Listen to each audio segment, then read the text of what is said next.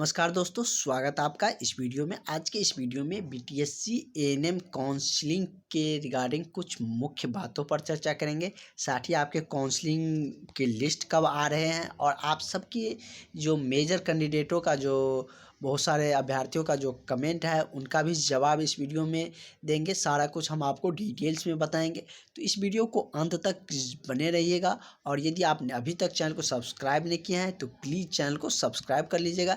इससे आपको BTSC ANM की रिगार्डिंग सारी बातें आपको मिलते रहते हैं, तो सारी जानकारियां हम आपके साथ साझा करते रहते हैं। तो बहुत सारे जो कैंडिडेट हैं उनका कहना है कि क्या हमने जो फॉर्म फिल करते समय जो सर्टिफिकेट दिए थे, कास्ट सर्टिफिकेट या रेसिडेंशियल, उसको नया बनाने होंगे या पुराने वाले ही लगेगा। तो जो आपने फॉर्म फिल करते समय दिए थे तो आपको वही देने हैं, तो वही आपको लगेगा। और बहुत सारे अभ्यर्थियों को ये भी डाउट है कि हमको जैसे कि ऑब्जेक्शन करने के बाद भी कुछ गलतियां रह चुके हैं, जैसे फादर्स नेम में ज़्यादातर कैंडिडेटों का दिक्कतें हैं, उसके बाद और भी बहुत सारा एड्रेसेज में गलतियां हैं, तो क्या उनका सुधार करने का मौका मिलेगा। तो आपको काउंसलिंग में पूर्ण रूप से कॉन्फिडेंटली जाना है। यदि आपका कहीं गलतियां रह चुके हैं तो आप उसके लिए वहाँ पे जब जाइएगा तो आपको वहाँ पे जो काउंसलिंग के लिए बुलाए जाएंगे, तो उसमें आप वहाँ पे जो आपके जो चेक करने वाले जो अधिकारी होंगे उनको बोल सकते हैं कि सर इसमें थोड़ा सा मिस्टेक हो गया, क्योंकि वो मिलाएगा जो आपने फॉर्म फिल किए थे उस टाइम का और जो आपका ओरिजिनल सर्टिफिकेट है उसको मिलाएगा।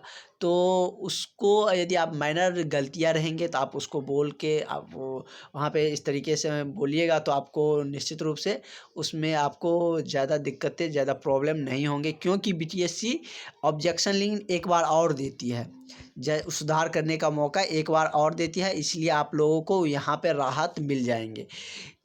जैसे कि आपने इससे पहले जो ट्विटर एएनएम है उसके रिगार्डिंग आपने देखे होंगे कि ट्विटर एएनएम का काउंसलिंग के बाद भी उसके ऑब्जेक्शन लिंक प्रोवाइड किया गया था।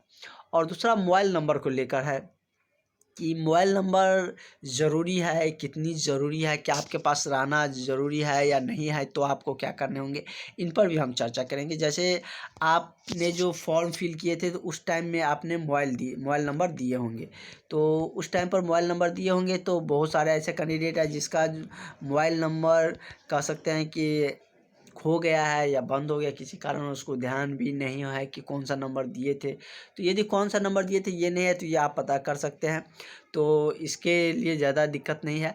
लेकिन क्योंकि आपके जो फॉर्म फिल किए थे उस पर वो नंबर मेंशन होगा, और यदि आपका नंबर खो गया है तो आप ट्राई करिए कि उसी नंबर से हम सिम दोबारा निकाल लें। और इससे नहीं हो पा रहा है पॉसिबल तो आप बीटीएससी में आप मिल सकते हैं। बीटीएससी में आप ये कंप्लेंट दायर कर सकते हैं कि मेरा मोबाइल नंबर खो गया है, कैसे मेरा नया नंबर जुटेगा। क्योंकि काउंसलिंग के टाइम में आपको उस पर जब काउंसलिंग लिस्ट आएंगे तो उससे पहले आपके काउंसलिंग कॉल लेटर भी मोबाइल पर आ जाएगा, वहाँ से आप लोग डाउनलोड कर सकते हैं। तो उस समय आपको ज़रूरी पड़ेंगे, तो आप लोग मोबाइल नंबर को भी सही कर ले। और जितना आपका सारा कुछ सही रहेगा उतना आपको फ़ायदे होंगे, क्योंकि काउंसलिंग के डायरेक्ट बाद आप लोगों के मेरिट बनने जा रहे हैं। काउंसलिंग होंगे उसके बाद डायरेक्ट आप लोगों का मेरिट तैयार होगा, तो इसके लिए आप कोई भी इशू नहीं रख सकते हैं, क्योंकि आपके जो बहालियां हैं इसी आधार पर होने हैं। और यदि आपको काउंसलिंग के लिए बुलाया जाएगा और यदि आपने वहाँ पर गलती कर देते हैं तो आपको बहुत पछताना पड़ेगा। इसलिए सारे चीज़ों को आप तंदुरुस्त रखें, सारे चीज़ को अच्छे से अभी से केयर करके रखें, क्योंकि अभी समय मिल गया है।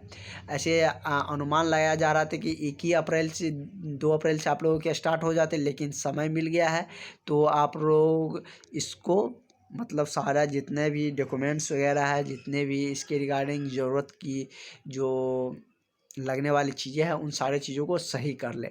और जितने भी चीज़ें हैं सारे चीज़ हमने आपको बताए हैं कि क्या क्या आपको लगने जा रहे हैं, कैसे क्या है। और बहुत सारे अभ्यर्थी का अभी भी कमेंट आ रहा है कि डॉक्यूमेंट्स लिस्ट के रिगार्डिंग आप बता दीजिए। तो जैसे कि हमने एक वीडियो भी प्रोवाइड किए थे, और नहीं होगा तो फिर से हम आपको डॉक्यूमेंट्स को लेकर बता देंगे कि क्या कौन कौन से डॉक्यूमेंट्स आपको रखने हैं।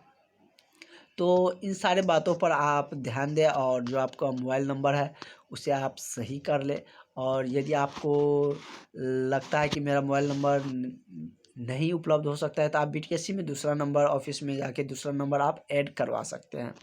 तो इसके लिए बड़ा इशू नहीं है, क्योंकि आप लोगों की जो काउंसलिंग है वो इसी मंथ में होंगे। तो आप लोगों को समय अभी मिला हुआ है, तो आप लोग जितने भी चीज़ें हैं उनको सुधार कर ले। तो और भी यदि आपको कोई भी कन्फ्यूजन रह गया हो तो आप कमेंट सेशन में लिख सकते हैं, और एग्जैक्टली आपका डेट भी हम आपको बताएंगे कि कब तक आपका काउंसलिंग की प्रक्रिया शुरू होंगे। तो चलिए हम लोग मिलते हैं नेक्स्ट वीडियो में। Thank you.